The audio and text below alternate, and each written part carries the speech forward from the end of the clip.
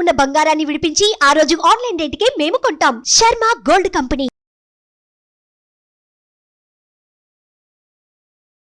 నమస్కారం, welcome to Suman TV. నేను గీతాంజలి. ప్రస్తుతం మనతో పాటు నైమిషారణ్య పీఠ వ్యవస్థాపకులు, ప్రముఖ ఆధ్యాత్మికవేత్త శ్రీ బాల బ్రహ్మానంద సరస్వతి గురుజీ ఉన్నారు. వారితో మాట్లాడదాం. గురుగారు నమస్కారం అండి.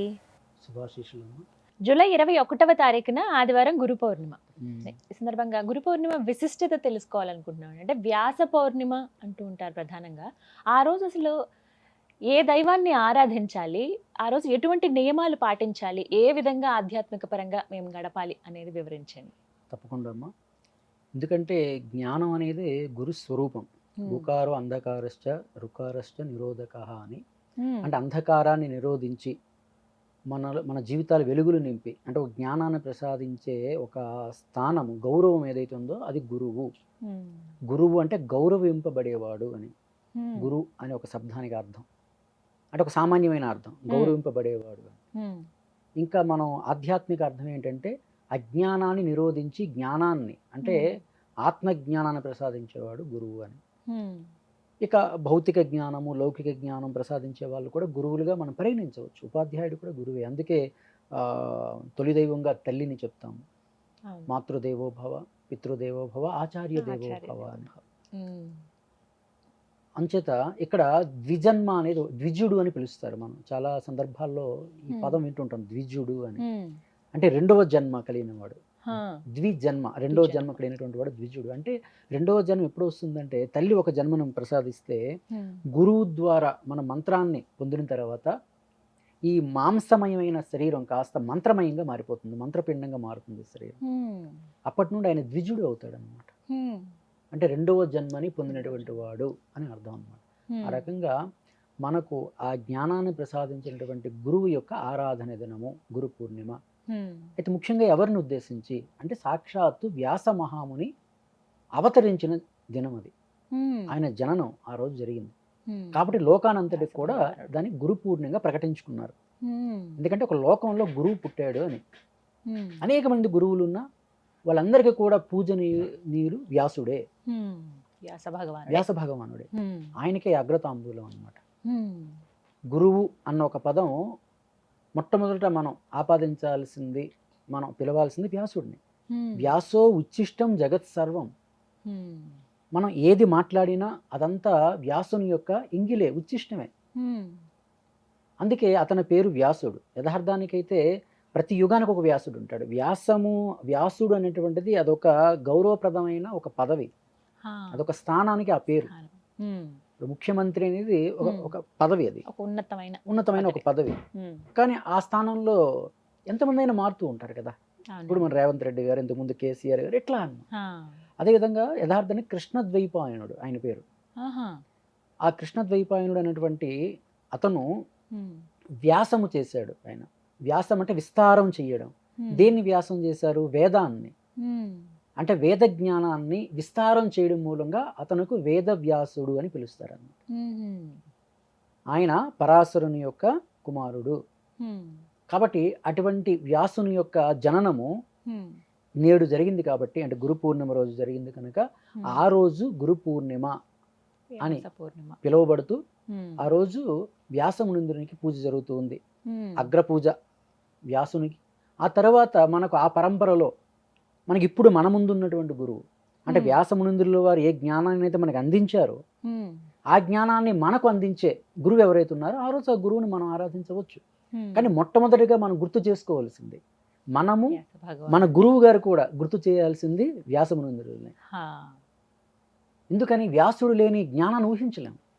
4 వేదాలు ఆయన నుండి ఆవిర్భవించి, 18 పురాణాలు, మరి 18 ఉపపురాణాలు, మహాభారతం మొత్తం వ్యాసు ఉచ్చిష్టం జగత్ సర్వం. వ్యాసుడు లేని జ్ఞానం లేదు, వ్యాసుడు లేని పురాణం లేదు. అయితే వ్యాసుడు వేదాన్ని రచించాడా అంటే ఆయన రచించలేదు, దర్శించాడు. వేదాన్ని ఎవరూ రచించలేదు. కృష్ణ పరమాత్మ భగవద్గీతలో చెప్పబడింది కదా, జ్ఞానం అనేది అనంతము. నేను ఆనాడు సూర్యునికి జ్ఞానాన్ని చెప్పాను, మరలా నీకు ఇప్పుడు చెప్తున్నాను అంటాడు ఆయన జ్ఞానయోగంలో. ఎందుకంటే జ్ఞానానికి ఒక పుట్టుక ఉండదు. ఇప్పుడు ఉదాహరణకు భూమికి గురుత్వాకర్షణ శక్తి ఉందనేది ఎవరు రాసేదేం కాదు, అది ఉన్నదే, తెలుసుకోవడం అంతే. కాబట్టి వేదం ఉన్నదే. కాబట్టి తెలుసుకోవాలి. భూమి గుండ్రంగా ఉంది అన్నది ఒక జ్ఞానం అనుకుంటే అది ఉన్నది ఇది. ఉమ్, కాబట్టి దాన్ని తెలుసుకున్నారు. ఉమ్, అదేవిధంగా knowledge. వేదము అనేది ఒక జ్ఞానం. వేదం అనే ఒక పదం విద్ అనే ఒక ధాతువు నుండి ఆవిర్భవించింది. ఉమ్, విద్ అంటే తెలుసుకోవడం అని అర్థం అనమాట. ఉమ్, కాబట్టి భౌతిక జ్ఞానం వేరు. ఈ చెట్టు ఏమిటి అని ప్రశ్నించినప్పుడు ఒక వృక్షశాస్త్రం పుట్టింది. ఉమ్, ఈ భూమి ఏమిటి అని ప్రశ్నించుకుంటే ఒక భూగోళ శాస్త్రం. ఉమ్, ఒక ప్రశ్నతో ఒక శాస్త్రం ఉత్పన్నమైంది. ఉమ్, ఖగోళం ఏంటంటే ఖగోళ శాస్త్రం. అదే ఇది విధంగా అంతే. వీటన్నిటిని తెలుసుకునే నేనెవరు అని ఒక ప్రశ్న వేసుకున్నప్పుడు ఒక ఋషి, ఉమ్, అప్పుడు వేదం పుట్టింది. వీటన్నిటికీ కారణభూతం ఎవరు అని ప్రశ్నించుకునేటప్పుడు వీటన్నిటికీ కారణభూతం అనేది ఒక అతీత శక్తి ఉన్నది, ఆ శక్తి భగవంతుడు అని అలా ఆవిర్భవించినటువంటిది వేదం. ఆ అతీత శక్తి గూర్చి చెప్పేది వేదం. ఉమ్, దాన్ని దర్శించారు ఋషులు. అటువంటి వేదాన్ని వ్యాసం చేసినటువంటి వాడు వేదవ్యాసుడు. కాబట్టి ఆయన జననం వ్యాస పూర్ణిమ. ఆ పూర్ణిమ వ్యాస పూర్ణిమగా మారింది. ఆ రోజు వ్యాసదేవుని మనం ఆరాధన చేసుకోవచ్చు. ఉమ్, అయితే అదేవిధంగా అదే రోజు దక్షిణామూర్తి దత్తాత్రేయ స్వామి. ఎందుకంటే సంప్రదాయాలు రెండు, అది వ్యాసుడే చెప్పాడు మనకు. ఉమ్, ఎందుకంటే రెండు సంప్రదాయాలు వైదికంగా. ఇంకా ఇతర Hmm. సంప్రదాయాలు ఏవైనా వస్తే మనం గౌరవించవచ్చు, కానీ ఉమ్, ప్రామాణికం అయితే కాదు, అది అవైదికం. ఉమ్, ఒకటి అవధూత సంప్రదాయం ఉమ్, దత్తాత్రేయ స్వామి, దత్తాత్రేయ. వైదిక సంప్రదాయ ఆ, అదే దత్తాత్రేయ స్వామి. అదేవిధంగా వైదికం ఏదైతే ఉందో దక్షిణామూర్తి. ఆ పరమేశ్వరుడు. ఉమ్, అప్పుడు దక్షిణామూర్తి ఎవరు? సాక్షాత్ మహాదేవుడే. ఉమ్, కాబట్టి ఆ రోజు మన అభ్యంగన స్నానం చేసి ఉమ్, మనం ముఖ్యంగా గురుబలం కావాలనుకున్నటువంటి వాళ్ళు. ఉమ్, ఎందుకంటే మనకు జాతకంలో కూడా గురుడు అనుగ్రహం ఉంటే, ఉమ్, ఒక్క గురుగ్రహం అనేది ఉచ్చంలో ఉంటే మనకు ఇతర గ్రహాలు నీచంలో ఉన్నా ఉమ్, విశేషమైన ఫలితాన్ని గురువు ప్రసాదించి ఇతర గ్రహాల యొక్క ప్రభావాన్ని కూడా తగ్గించే శక్తి తగ్గిస్తారా? గురుగ్రహానికి ఉంది అని చెప్తారన్నమాట. ఆహా, ఉమ్, కాబట్టి ఆ రకంగా మన జాతకంలో కూడా గురుగ్రహం యొక్క శక్తిని మనం ఆయన నీచంలో పడిన ఉమ్, నీచ ప్రభావం మనపై పడవకుండా, ఆ ప్రభావం చూపకుండా ఉమ్, గురు అనుగ్రహానికి మనం కారణభూతం అవ్వాలనుకున్నప్పుడు ఉమ్, ఈ గురు పౌర్ణమి రోజు మనం విశేషంగా శివుని ఆరాధించాలి అని చెప్పబడింది ఆ రోజు. ఉమ్, ఆ శివారాధన కూడా ఏ విధంగా చేయాలి అన్నప్పుడు ఉమ్, దర్భలతో కలపబడి ఉన్నటువంటి జలము చేత మనం శివారాధన చేస్తే ఉమ్, ఆ గురు పూర్ణిమ రోజు విశేషమైనటువంటి ఫలితం వస్తుంది అని ఉమ్, మనకు శివపురాణంలో చెప్పబడింది అనమాట. ఓ, శివానుగ్రహాన్ని మనం సంపూర్ణంగా పొందుతాము, తద్వారా గురుబలం మనకు కలుగుతుంది అని. ఉమ్, అదేవిధంగా దత్తాత్రేయ స్వామి వారికి ఉమ్, ఆరాధన. దత్తాత్రేయ స్వామి వారికి అయితే ఒక కొమ్ము శనగలని పిలుస్తారు మన ప్రాంతంలో. వాటితో ఒక మాల తయారు చేసి, ఉమ్, ఒక 108 శనగలతో ఒక మాల తయారు చేసి దత్తాత్రేయ స్వామి వారికి మనం మాలగా అలంకరించి ఉమ్, ఒక నీతి దీపంతో వెలిగించి ఉమ్, స్వామివారిని మనం స్మరించుకుంటే కనుక దత్తాత్రేయ స్వామివారిని ఉమ్, మనకు విశేషమైనటువంటి గురుబలం కలుగుతుంది అని కూడా మనకు శాస్త్రం చెప్తూ ఉందన్నమాట. ఉమ్, మరి పౌర్ణమి రోజు. పౌర్ణమి రోజు ఇంకా గురువుల్ని మనం సత్కరించుకోవడం, ఉమ్, మనకి ఇప్పుడు మన పూర్వీకులు వ్యాసుడు అందించినటువంటి జ్ఞానం ఇప్పుడు మనకి ఎవరైతే అందిస్తున్నారో ఉమ్, ఆ గురువు గారిని మనం సత్కరించుకోవడం.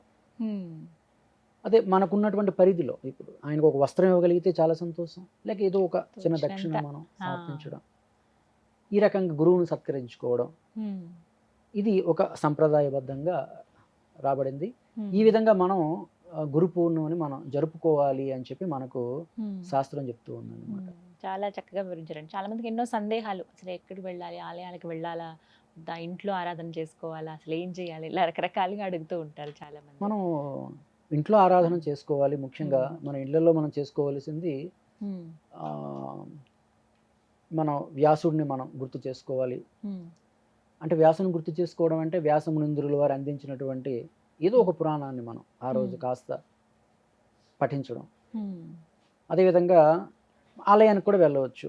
ఉమ్, మనం ఆలయానికి, శివాలయానికి వెళ్తే కనుక మనం లోగడ చెప్పినట్టు ఒక చెంబుడు జలం, ఉమ్, అందులో కొన్ని దర్భలు కలిపి ఆ జలాభిషేకం స్వామివారికి చేయడం. ఉమ్, ఇంకా దత్తాత్రేయ స్వామి మనకు అందుబాటులో ఉంది దేవాలయం అనుకుంటే ఉమ్, అక్కడికి వెళ్ళి శనగల మాలతో స్వామిని ఆరాధన చేయడం. లేని పక్షంలో ఇంట్లో దత్తాత్రేయ స్వామి చిత్రం పటం పెట్టి మనం పూజ చేసుకోవచ్చు. చేసుకోవచ్చు. ముఖ్యంగా ఆ రోజు స్వామివారికి వెలిగించాల్సినటువంటి దీపం అయితే నేతి దీపం అనేది ఉమ్, చాలా ప్రీతి అన్నమాట. దత్తాత్రేయునికైనా మహాదేవునికైనా సరే ఉమ్, ఈ ఒక్క పరిహారం చేసుకుంటే ఆ గురువు అనుగ్రహం ఖచ్చితంగా ఖచ్చితంగా ఉంటుంది. గురు అనుగ్రహం కలుగుతుంది జాతకంలో.